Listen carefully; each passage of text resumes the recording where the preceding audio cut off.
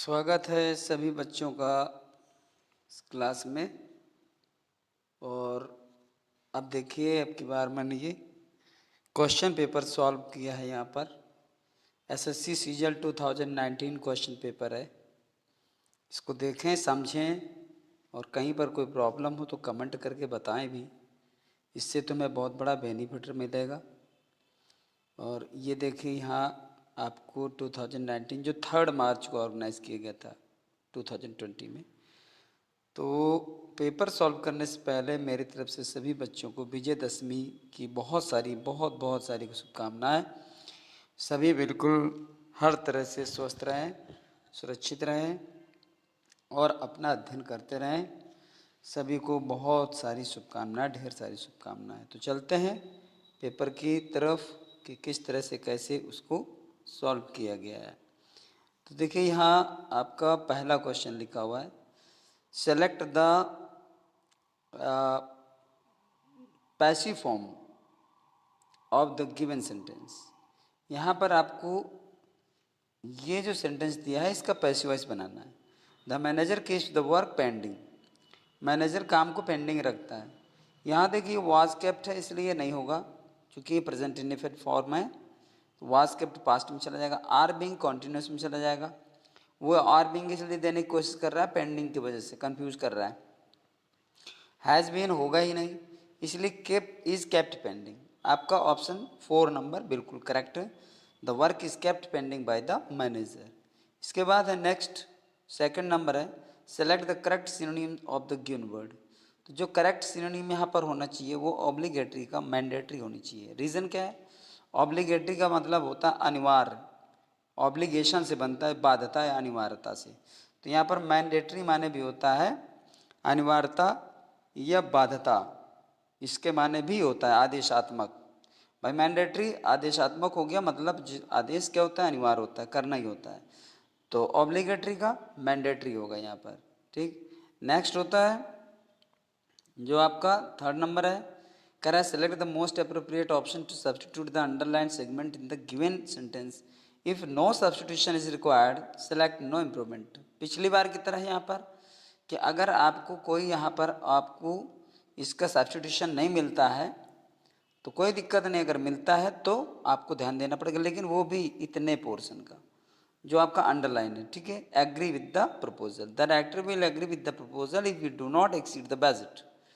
तो यहाँ हमको देखना है, पहले तो ऑप्शन दिया है नो इम्प्रूवमेंट, दूसरा एग्री ऑन ए प्रपोजल, तीसरा एग्री बाय द प्रपोजल और चौथा एग्री टू द प्रपोजल। ठीक, अब देखिए कितनी चीज़ें मतलब सिंटैक्स बेस्ड होती हैं, कितनी चीज़ें ग्रामर बेस्ड होती हैं और कहाँ कहाँ पर हमको उसकी ज़रूरत पड़ती है। अब यहीं पर पैराग्राफ बना करके सब्स्टिट्यूशन में पूछ दिया। तो हम जानते हैं कि जब कोई व्यक्ति से मतलब सहमत होता है तो उसमें क्या आता है? उसमें विद आता है, ये सभी को पता है। ठीक है, लेकिन जब किसी ऑब्जेक्ट यानी वस्तु से सहमत होता है तो फिर वहाँ पर टू आता है। तो यहाँ पर आपको 4 नंबर ऑप्शन देना है, क्योंकि यहाँ पर एग्री विद द प्रपोजल लिखा है। प्रपोजल आदमी है नहीं, कोई प्रस्ताव है, इसलिए इस जगह पर आपको विद की जगह टू होना चाहिए। तो एग्री विद द प्रपोजल हटा करके एग्री टू द प्रपोजल करेंगे और आपका आंसर सही हो जाएगा। इसके बाद चौथा है, in the sentence identify the segment which contains the grammatical error. इसमें हमको ये देखना है कि ग्रामेटिकल एरर कहाँ पर है, जो आपका चौथा क्वेश्चन है। तो यहाँ पर पढ़ते हैं, one of the boys from our school have been selected for national badminton championship. कहता है कि हमारे स्कूल के लड़कों में से एक लड़का, क्योंकि कह रहा है वन ऑफ द बॉयज मतलब लड़कों में से एक लड़का, हम सभी लड़कों की बात नहीं कर रहे, एक लड़की की बात कर रहे। देखो बहुत पेपर टफ नहीं आता इसमें भी, पर यह था कि आपको अगर 20 मार्क्स का 25 मार्क्स का कुछ दिया गया है तो उसमें काफ़ी हद तक अच्छे नंबर लाने होते हैं, इसलिए हर क्वेश्चन में डीपली सोचना पड़ता है। वन की बात है और यहाँ पे दिया हैव बीन, तो हैव बीन नहीं होना चाहिए, वहाँ तो क्या होना चाहिए? वहाँ आपका होना चाहिए हैज़ बीन। ठीक है, तो हैज़ बीन होना चाहिए, तो ये पोर्शन आपका इनकरेक्ट है, तो इनकरेक्ट पोर्शन सेलेक्ट करना है, ये है आपका। तो ग्रामेटिकल एरर जो कह रहा है वो छांटना है, तो नंबर 2 में है और आपका ऑप्शन सही हो जाएगा। नेक्स्ट है, गिवन बिलो और 4 jumbled sentences select the option that gives their correct order। पहले हम यहाँ पर पढ़ेंगे इसमें क्या कह रहा है ये, कह रहा how are the rate of population increase in another important factor to consider. मतलब फिर भी जो जनसंख्या की वृद्धि हो रही है वो एक दूसरा ऐसा महत्वपूर्ण फैक्टर है जिसके बारे में विचार करना जरूरी है। This change can be expressed in two ways. मतलब परिवर्तन को दो तरह से हम यहाँ पर व्यक्त कर सकते हैं। Growth of population refers to the change in the number of inhabitants in a country. यहाँ सी नंबर क्या है, growth of population refers to the change in the number of inhabitants of a country. मतलब शहर में या देश में रहने वाले लोगों की जनसंख्या में जो परिवर्तन है वो ग्रोथ ऑफ पॉपुलेशन को रिफर करती है। फर्स्ट पहला लिखा हुआ है in terms of absolute numbers and second in terms of percentage change. कहना ये चाहता है कि absolute number in terms of absolute जो एक कुल संख्या है, and second in terms of percentage change, और वो कह रहा है कि कितने परसेंटेज में वो जो है चेंज हो रही है। तो यहाँ पर देखिए हमको देखना सबसे पहले उठाना हमको C number growth of population refers to the change in the number of inhabitants of country. पहले ये है कि देश में रहने वाले लोगों की संख्या में जो परिवर्तन है वो जनसंख्या परिवर्तन की ओर व्यक्त करता है, इशारा करता है। फिर हम बी नंबर लेंगे, this change can be express in two ways. मतलब इस परिवर्तन को हम दो तरह से व्यक्त कर सकते हैं, वो दो तरीके आपको डी में दिए गए हैं। First in terms absolute numbers, मतलब जो पूरी संख्या है वो, and second in terms of percentage change, और जितना प्रतिशत आप परिवर्तन उसमें देखते हैं कितना प्रतिशत घटता है या बढ़ता है, तो ये दो आपको चेंज इसमें जनसंख्या में मिलेंगे। इसके बाद लास्ट में रहेगा ए नंबर। फिर भी the rate of population increase in another factor important factor to consider.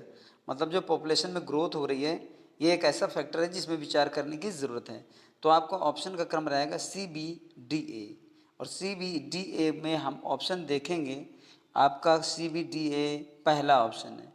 यहाँ पर आपका सही हो जाएगा A number C B D A, ये करेक्ट है। ठीक है, इसको आप ध्यान रखिए। इसके बाद हम आगे चलते हैं तो 6 नंबर है fill in the blank with the most appropriate word. बहुत ही उचित शब्द यहाँ पर हमको भरना है। तो देखिए इसमें बहुत अलर्ट रहना पड़ता है। एक्चुअली हम पहले सेंस देखते हैं, we must help to the homeless and physically disabled people. जो बेघर लोग हैं और जो शारीरिक रूप से डिसेबल्ड हैं, अपाहिज हैं, अपंग हैं, ऐसे लोगों को हमको मदद देनी चाहिए।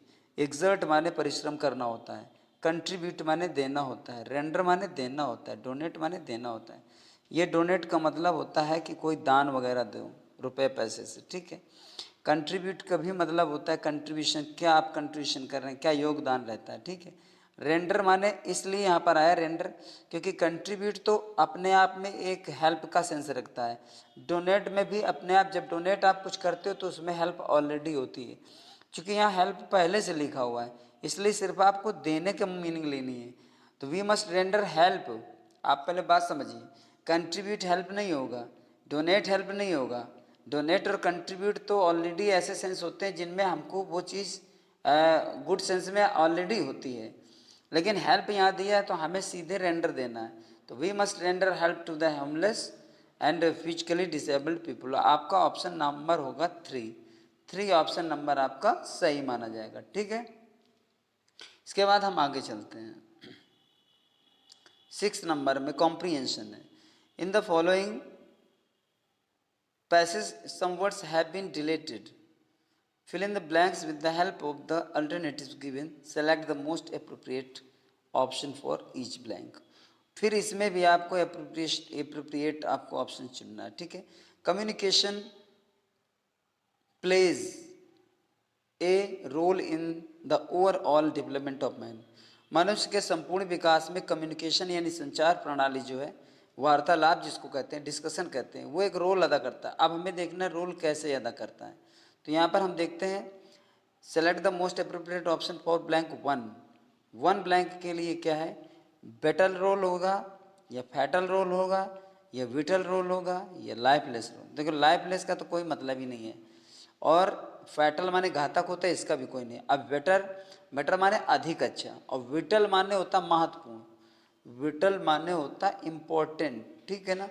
तो हमें यही भरना है आपको, इम्पोर्टेंट रोल मतलब अदा करता है वहाँ पर, तो इसलिए हमको उसमें यही भरना है। पहले में आपको विटल रोल हो जाए, और विटल माने इम्पोर्टेंट रोल होता है, तो पहले में आपका ऑप्शन 3 नंबर माना जाएगा। अब चलते हैं आपको आगे लेकर, it can be learned by our, अब आवर एफर्ट्स है, ठीक है, टुडे, तो हम अपने किन प्रयासों से इसको सीख सकते हैं, जो कम्युनिकेशन पावर होता है। तो यहाँ पर देखेंगे 8वें का दूसरा है, किन प्रयासों से। इम्पोर्टेंट माने महत्वपूर्ण, कंट्रोडक्टरी माने विरोधी, कंसियस माने जागरूक, चेतनापूर्ण, अनक्लियर माने अस्पष्ट। ये नहीं आएगा, ये भी नहीं आएगा। इम्पोर्टेंट एफर्ट्स नहीं होता है, कंसियस एफर्ट्स। अगर हमारे अंदर अवेयरनेस है, जागरूकता है, सतर्कता है, तो कंसियस माने वही होता है अपने सतर्क प्रयासों से, सावधान प्रयासों से। तो हम यहाँ पर आपको कंसियस के लिए एडवाइस किया जाएगा कि आपको कंसियस ही सिलेक्ट करना है। इसके बाद हम देखेंगे आगे, फिर है today success in our professional life depends on our, आज जो प्रोफेशनल लाइफ में सक्सेस है वो हमारी किस में जो है निर्भर करती है। तो 3rd नंबर का ब्लैंक हमको देखना है, ये रहा 3rd नंबर का blank. Select the most appropriate option for blank number 3, facility सुविधाओं, वैरायटी विविधताओं, एजिलिटी इसका कुछ सेंस होता है, एबिलिटी योग्यता। तो देखिए वैसे एजिलिटी माने उद्वेलिता होती है, उग्रावस्था, मतलब बहुत ही जैसे एग्रेसिव मैनर। तो यहाँ पर एबिलिटी होगा, हमारी योग्यता पर निर्भर करती है, सुविधा पर नहीं, विविधता पर नहीं, एजिलिटी पर नहीं, एबिलिटी पर निर्भर करती है। तो आपका ऑप्शन आपका माना जाएगा 3 नंबर, ठीक। तो यहाँ पर अब चलते हैं फिर पैराग्राफ में, यानी कि professional life depends on our ability to read, write and speak well which results in effective communication, मतलब हमारे लिखने, पढ़ने और बोलने की जो हमारी योग्यता होती है वो जो है बताती है कि हमारा कम्युनिकेशन कितना इफेक्टिव बनेगा।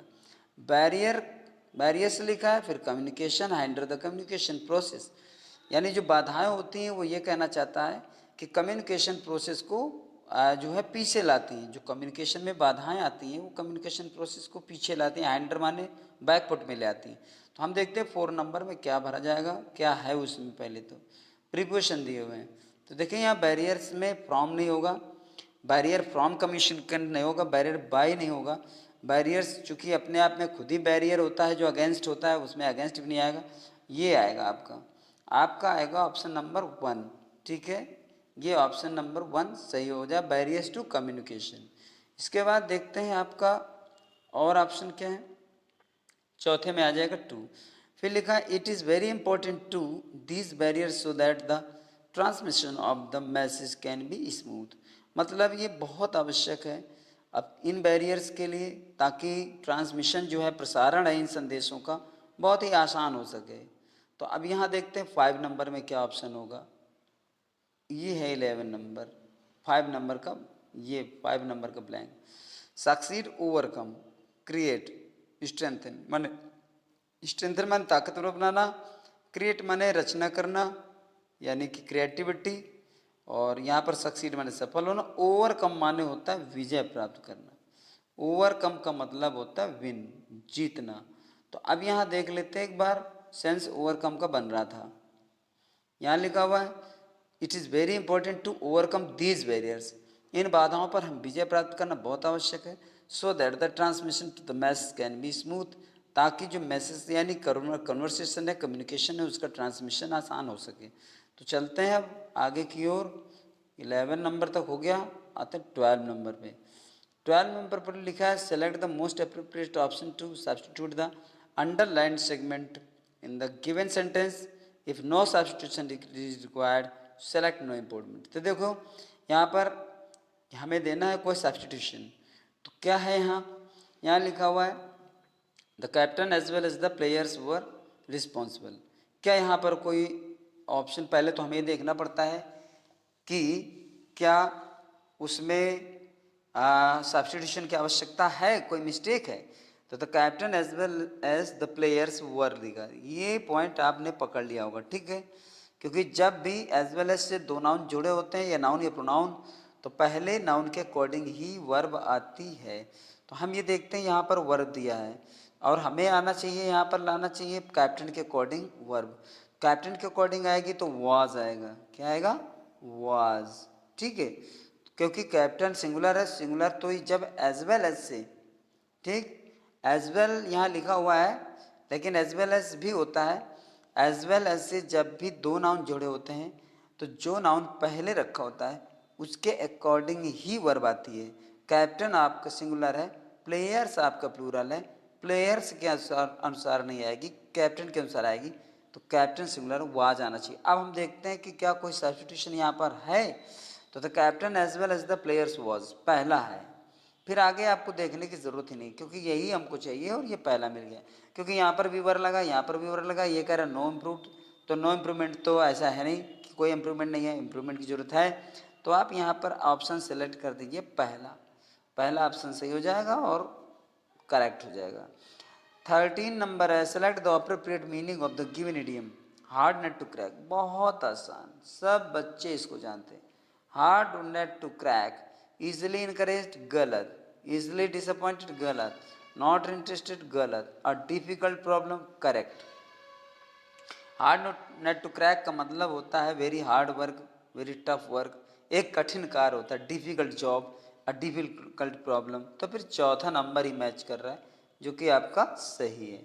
फिर आप देखते हैं 14 नंबर में, select the correct antonym of the given word. Exodus, antonym देखना है, डिपार्चर, ठीक, डिपार्चर माने जाना, एग्जिट माने जाना, रिफंड माने वापस पाना, ये कोष से संबंधित है, धन से संबंधित है, ठीक है ना, किसी चीज़ को फिर से गेन करना, ठीक, किसी आदमी के आने जाने से नहीं है। अराइवल, एक्स, चूंकि एक्सोडस माने होता है बहिर्गमन, बहिर्गमन का मतलब होता है प्रस्थान, तो यहाँ पर अराइवल माने हो जाएगा आगमन और आपका ऑप्शन नंबर 2 करेक्ट है। नेक्स्ट है 15 number, select the correctly spelled word. जिस स्पेलिंग को करेक्ट ढंग से लिखा गया उसको सेलेक्ट करना है। एक्सेल गलत, इसमें स्पेलिंग होती है EXHALE, ठीक है, ये गलत है। एक्सट्रैक्ट, इसमें टी आर होता है, फिर ACT होता है, ई बीच में नहीं होता, ये भी गलत है, ठीक है। एग्जिबिट, इसको देखने से पहले पहले ये भी तो क्लियर कर लें। एग्जॉस्ट, इसमें होता है EXHAUST, ठीक है, तो ये भी गलत है, इसलिए आपकी गलत है और आपका ऑप्शन सही है 3। सेलेक्ट कर लोगे ना, हाँ हो जाएगा तो फिर ठीक। एग्जिबिट माने होता है प्रदर्शन करना, शो करना, प्रदर्शनी एग्जीबिशन माने होता है, और ये बिल्कुल सही स्पेलिंग लिखी है। नेक्स्ट आपका है 16 number, select the word which means the same as the group of words given. आप कह रहे हैं कि जो ग्रुप ऑफ वर्ड दिया है इसकी मीनिंग नीचे जो दी हुई है उनमें कौन सी सही सेट बैठती है। तो आपको देखना है ए सॉन्ग संग ऑफ ए ब्यूरियल, जब किसी का अंतिम संस्कार हो रहा होता है, किसी को दफनाया जाता है, ब्यूरियल माने दफन करना होता है, उस समय गीत गाया जाता है, उसको क्या कहते हैं, सोनेट कहते हैं या बैलेड कहते हैं या हीम कहते हैं या डर्ज कहते हैं। सोनेट माने 14 लाइन की पंक्तियां जो कि एक म्यूजिकल पोएम होती है, इसलिए ये सेट नहीं होगी। बैलेड का मतलब होता है एक हिस्टोरिकल पोएम होती है, कहानी की तरह चलती है, इसमें भी ऐसा कुछ होता नहीं। हीम माने होता है श्लोक वगैरह का उच्चारण होता है, मंत्रोच्चारण होता है, लेकिन यहाँ पर इसकी कोई आवश्यकता नहीं है क्योंकि वो सॉन्ग कह रहा है। और यहाँ पर डर्ज, डर्ज का मतलब यहाँ पर होता है शोक गीत। तो जब डर्ज माने शोक गीत, डर्ज माने शोक गीत, मतलब ये इलेजी से रिलेटेड है, तो यहाँ पर आपको ध्यान देना पड़ेगा, डर्ज भी भरा जाएगा। तो आपका ऑप्शन सही है 4, ठीक, तो ऑप्शन नंबर करेक्ट है 4। तो ध्यान दीजिएगा, डर्ज माने शोक गीत होता है। नेक्स्ट है 17 नंबर, लिखा है in the sentence identify the segment which contains the grammatical error. चलो भाई देख लेते हैं कि ग्रामेटिकल एरर कहाँ पर है। I can swim very fast when I was only 5, when I was only 5, जब मैं केवल 5 साल का था तो मैं बहुत तेज दौड़ सकता हूँ, बहुत तेज तैर सकता हूँ। इधर था, इधर हूँ, not a good combination, so we should select the option first. इसमें आपकी एरर है, इसलिए आपको कैन स्विम नहीं होना चाहिए था, यहाँ पर होना चाहिए था आपका कुड। क्योंकि पास्ट में अगर कुड होता तो बिल्कुल सही था, लेकिन नहीं है तो फिर गलत है। और ऑप्शन आपका जो पोर्शन फर्स्ट नंबर में लिखा है वही आपका ऑप्शन सिलेक्ट किया जाएगा। नेक्स्ट है select the appropriate meaning of the given idiom to take French leave. बहुत बढ़िया इडियम आया हुआ है यहाँ पे। टू टेक फ्रेंच लीव का मतलब होता है बिना अनुमति के अवकाश लेना।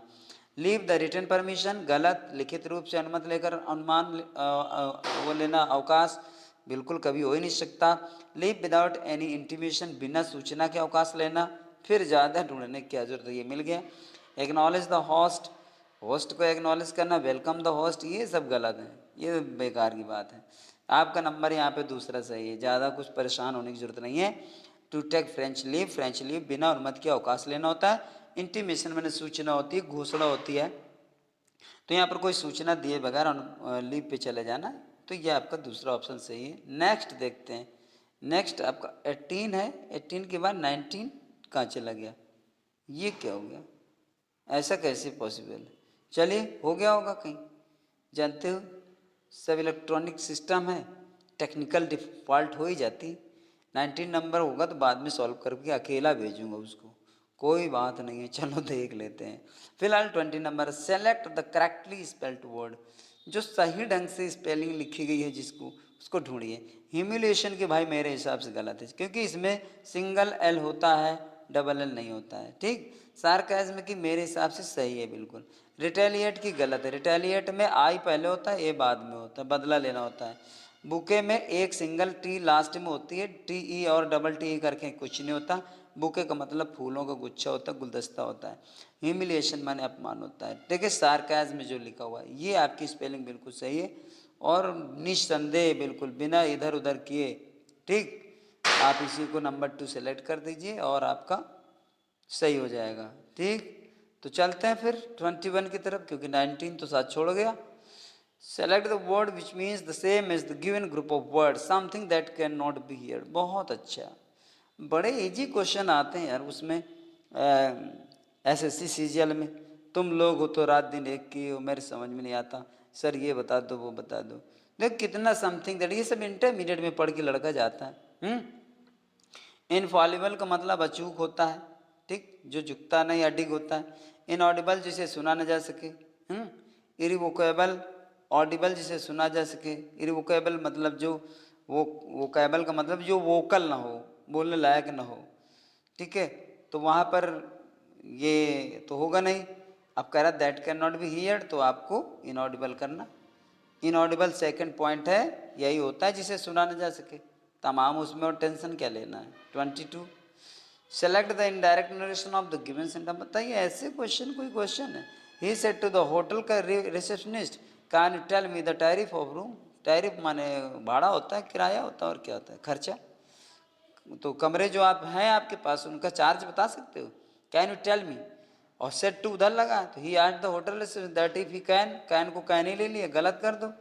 ही at the hotel to tell, imperative है नहीं, बकवास कर रहा है। He at the hotel if he could tell, यहाँ कुछ सही लग रहा है। He inquired the hotel if he can, इसको छोड़ दो। पहली बात तो इंक्वायर्ड के बाद में ऑफ आता है अगर ऑब्जेक्ट दिया होता है, दूसरा कैन ले रहा है, तो आप बेहिचक 3 नंबर सेलेक्ट करो और आगे बढ़ो। ये सब तुम्हारे बाएं हाथ का काम है। अरे बाएं हाथ का नहीं है, बाएं हाथ की एक उंगली का काम है, फालतू परेशान हो। इतने इजी क्वेश्चन नहीं सॉल्व कर रहे हो यार, सर जी को परेशान किया। खैर, fill in the blank with the most appropriate word. Handle this glass table with care because it is. इस कांच के टेबल को बहुत ही सावधानी पूर्वक पकड़ना, क्योंकि इट इज़ फ्रूगल। फ्रूगल माने होता है इकोनॉमिक, अर्थात बहुत ही किफ़ायती होता है, बड़ा चुन चुन करके खर्च करता है बहुत मुश्किल से। फ्रेजाइल माने कमज़ोर होता है। डक्टाइल माने भी नम होता है, कोमल भी होता है, लेकिन यहाँ पर वो ऐसा होता है डक्टाइल मतलब इलास्टिसिटी जिसमें होती है, लचीला जिसको कहते हैं। अब टेबल है तो लचीला तो होगा नहीं ना, वेलाटाइल का कुछ मतलब ही नहीं होता, ठीक। तो यहाँ पर फ्रेजाइल लिया जाएगा। फ्रेजाइल का मतलब होता है easily breakable, easily breakable, BREAKABLE, आसानी से टूटने वाले को फ्रेजाइल कहते हैं, ठीक है। तो आप वही कह रहे हैं, handle this glass table with care. इस कांच की मेज को बहुत अच्छे से पकड़ना, बिकॉज इट इज़ फ्रेजाइल। यहाँ फ्रेजाइल भर दीजिए, डन, ठीक। आगे बढ़ते हैं 24 नंबर। इसमें क्या है, select the correct antonym of the given word, ठीक है ना। अब यहाँ पर देखिए आपको क्विशेंट एंटोनिम ढूंढना है। क्विशेंट माने शांतिपूर्ण होता है, ठीक है। क्विशेंट का मतलब शांतिपूर्ण, यानी हम कह सकते हैं मौन, हम कह सकते हैं निष्क्रिय, हम कह सकते हैं स्थिर। तो क्विशेंट का पीसफुल जो अगर हम लेते हैं तो सिनोनिम बन जाता है। डिजेक्टेड का मतलब उदास हो जाता है, इनडिफरेंट का मतलब उदासीन हो जाता है, और एक्टिव सटीक मिल गया। क्विशेंट का मतलब एक्टिव, एक्टिव का मतलब क्विशेंट माने शांत, और एक्टिव का मतलब बहुत फास्ट स्मार्ट सक्रिय है मतलब। तो क्विशेंट माने निष्क्रिय, एक्टिव का मतलब सक्रिय। एंटोनिम हो गया, that's done, let's go forward, ठीक। अब यहाँ पर 25 नंबर, ये मेरा लास्ट क्वेश्चन है क्योंकि इसके आगे है नहीं कुछ। तो फिर देखते हैं, select the correct synonym of the given word, ठीक है। साइंटिलेटिंग, साइंटिलेटिंग का मतलब होता है किरणों का फैलना, पकड़ कहीं पे पड़ना, चमकना। फ्लैटरिंग माने खुशामद करना होता है, बोरिंग माने उबाऊ होता है, स्टिंगिंग माने चुभने वाला होता है, ग्लिटरिंग माने चमकदार होता है, शाइनिंग, ग्लिटरिंग का मतलब होता है शाइनिंग, ठीक है। नो डाउट 3rd नंबर पर टिक करिए और आपका 25 नंबर का हो गया। 25 में से 25 आपको अंक मिलेंगे और आप बिल्कुल पूरी तरह से सेलेक्ट हो जाएंगे, कोई दिक्कत नहीं। इसी तरह के सारे क्वेश्चंस आते हैं, पता नहीं कैसे नहीं कर पाते लड़के, मेरे समझ में आता 4-4 साल तक तैयारी करते रहते हो आप। इसमें क्या है बताइए, कुछ भी तो नहीं है, थोड़ी सी प्रिपरेशन चाहिए ऐसे ऐसे क्वेश्चंस के लिए। सैंटिलेटिंग वर्ड मीनिंग आप बच्चों को ये ज़्यादातर नहीं पता रहती है, इसलिए। खैर चलिए, हो गया पेपर। एक बार फिर सभी को शुभकामनाएं, मिलते हैं फिर, है ना। ऑफलाइन मिले ऑनलाइन मिले जैसे मिले, लेकिन मिलेंगे ज़रूर क्योंकि वादा कर रखा है, ठीक। Okay, good bye.